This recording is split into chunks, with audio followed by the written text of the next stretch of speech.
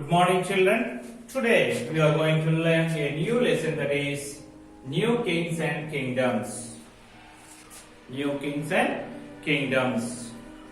Many new ruling dynasties emerged after 7th century in subcontinent. Between 7th and 12th century, many new ruling dynasties emerged in our subcontinent. Here we have a map which shows the many new ruling dynasties which established after or between 7th and 12th century. You can find here, so that is Chauhans, then Rashtrakutas, Cholas, then this is Palas. Okay, like this, many new ruling dynasties emerged between 7th and 12th century. Okay, children. Now, before we enter into the lesson, we'll see the meanings of some important words. What do you mean by a dynasty? A dynasty means a family of rulers who rule over a country for a long period of time. Do you understand? What do you mean by a dynasty? A family of rulers who rule a country for a long period of time is called a dynasty. The next one, kingdom. What do you mean by a kingdom? Any country which is ruled by a monarch. Any country which is ruled by a monarch. It means king or a queen is considered to be a kingdom. Next one, empire. A large kingdom is called empire. A large kingdom is called what? Empire. So now we see the emergence of new dynasties. Emergence of new dynasties. By the 7th century, there were many influential landlords and the warrior chiefs in the subcontinent. By the 7th century, there were many influential landlords and warrior chiefs in the subcontinent. These warrior chiefs and landlords, influential landlords, were acknowledged by the existing kings as the subordinates or samantas. How were they acknowledged by the existing kings? They were acknowledged by existing kings as subordinates or samantas. These subordinates or samantas were expected to give gifts to the kings, or they were expected to be in their courts, and they were expected to provide the military support. Understand?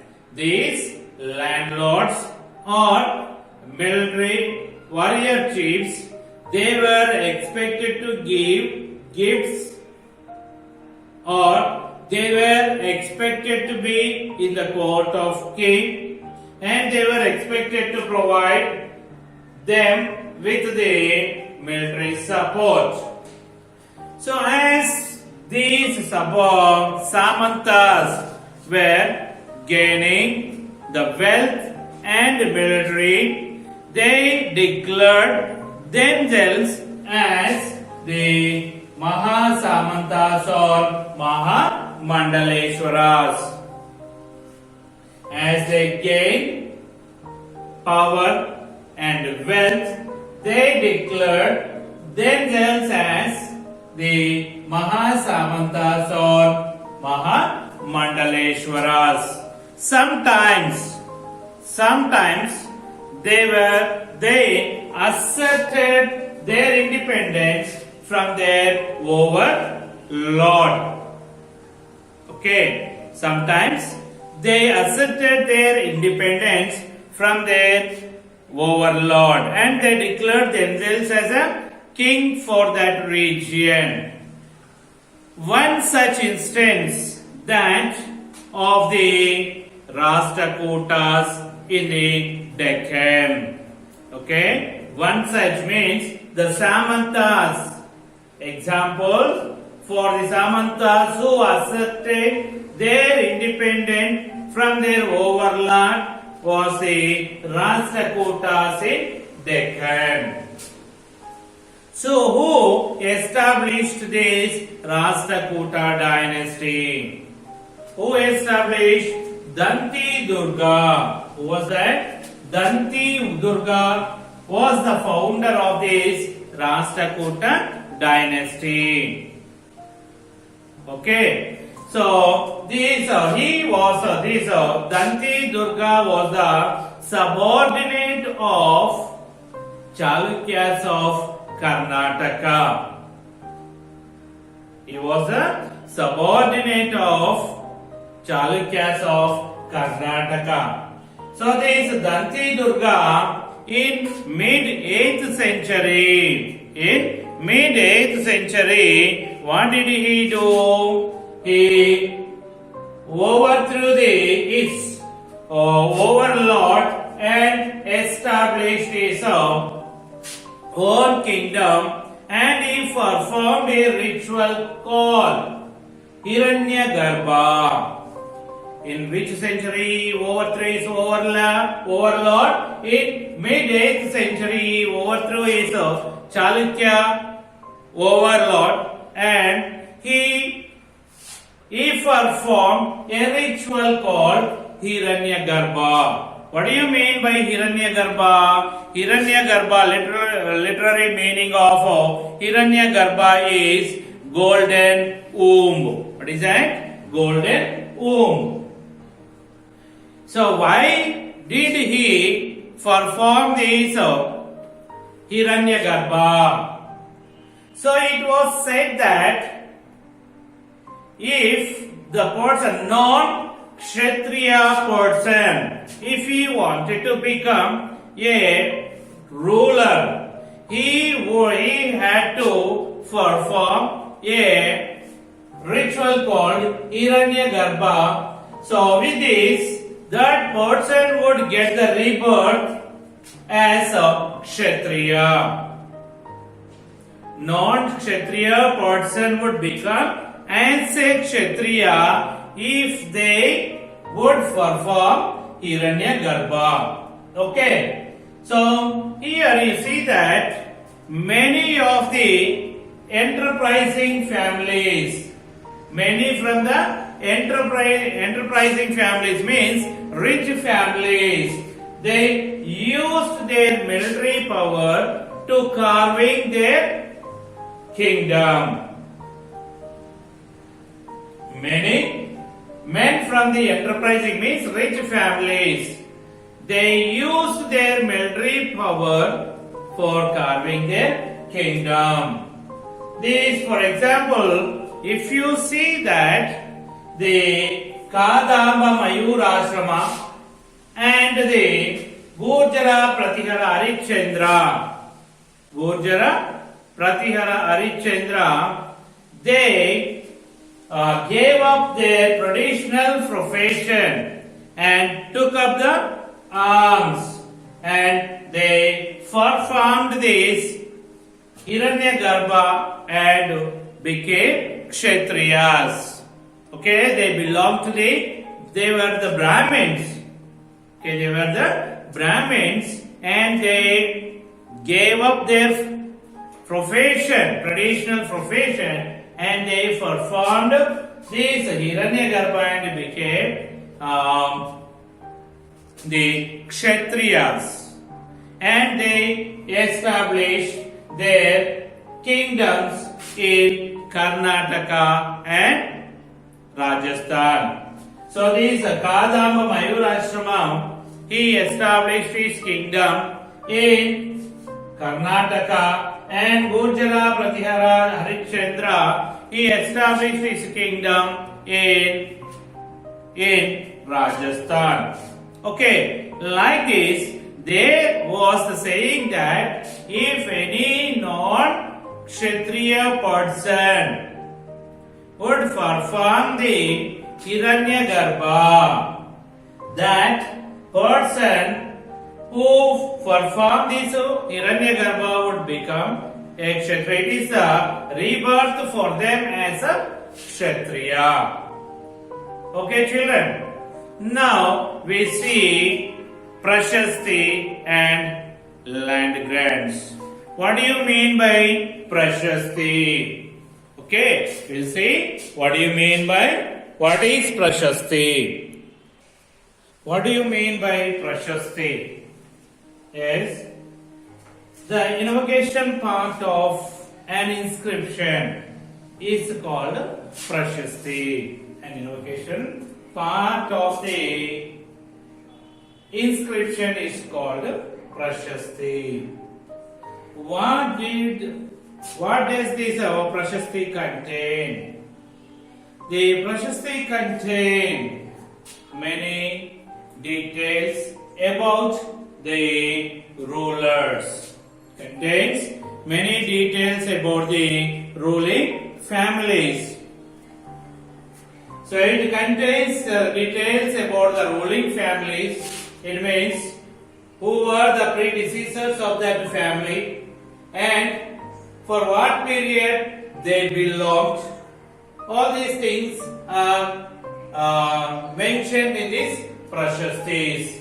And also they include the exaggerated accounts of the rulers and their achievements, how the rulers wanted to depict themselves, whether they wanted to depict themselves as a violent or whether they wanted to depict themselves as a victorious warriors. All these things were used to mention in that Prashastis. All these Prashastis were written by the well-learned Brahmins who used to help the kings in their administration. So, these Brahmins were often rewarded by the grant of lands.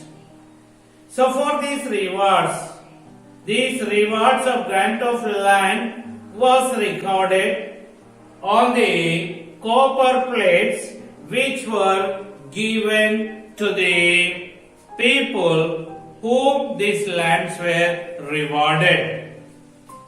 Where these lands were recorded, these donated or rewarded lands were recorded on the copper plates and which were given to the poor people who were these lands given.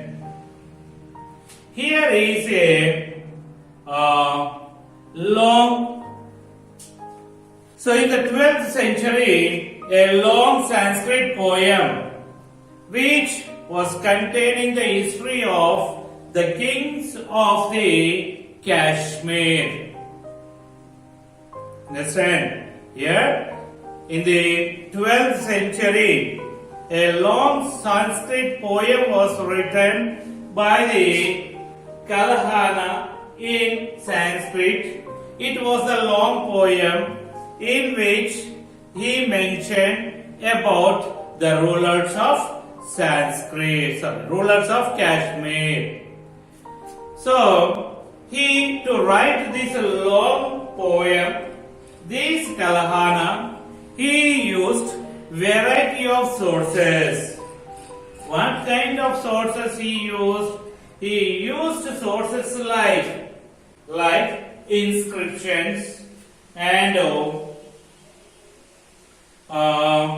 documents and eyewitnesses of the people. Like this, he used many resources to write his long poem about the rulers of Kashmir. He was not like other writers, or he was not like the writers of the other writers of the Prashasti. He was often very He was very critical about the rulers and their politics. So these all other rulers, they used to praise their kings, so in order to get the rewards from the kings. But here the Kalhana was not like other writers of the Prashastis. He was very critical about the rulers and their policies. Okay, children, do you understand how are the Prashastis? So we have a Prashasti about the achievements of Nagabhatta. We have the Prashasti about the Nagabhatta, which was written in Sanskrit. In which language Nagabhatta's Prashasti was written? In Sanskrit. Where was it found? It was found in Gwalior in Madhya Pradesh. Where was it found? It was found in Gwalior in Madhya Pradesh. This Prashasti, it describes the exploits of the Nagabhatta. What did it explain? It explained about the exploits of the Nagabhatta. He was a Pratihara king. Nagabhatta was a Pratihara king. Okay. So these Nagabhatta was a very powerful king. Some of the rulers of India, they fell before this Nagabhatta, even they were as a prince. Like the kings the kings of Andhra Pradesh, Saindava, it means Sindh, then Vidarbha, the part of Maharashtra, and the kings of Kalinga, the part of Odisha. Kalinga is a part of Odisha. All these kings, the kings of all these areas, they fell before the Nagabhatta, even they were as a prince. These Nagabhatta, he won war over the Chakrayuddha. Who was he? He was the ruler of Kannauj. Nagabhatta, he won over the Chakrayuddha, the ruler of the Kannauj. So he defeated many of the rulers. He defeated the Vanga, a part of Bengal, and Anartha, the part of Gujarat. The king of Kirata means forest people. The Turashka, it means Turks. Then Vatsa, Matsya, they are the part in the North India. Okay, he defeated the rulers of all these areas. This is about these Prashasti, which was found by the historians in the Gwalior. It shows the achievements of Nagabhatta. Okay, he was a very powerful king. Many of the rulers, they fell before him, and he defeated many kingdoms. Okay, children. So we'll meet in the next class with a new topic. Have a nice day. Bye bye.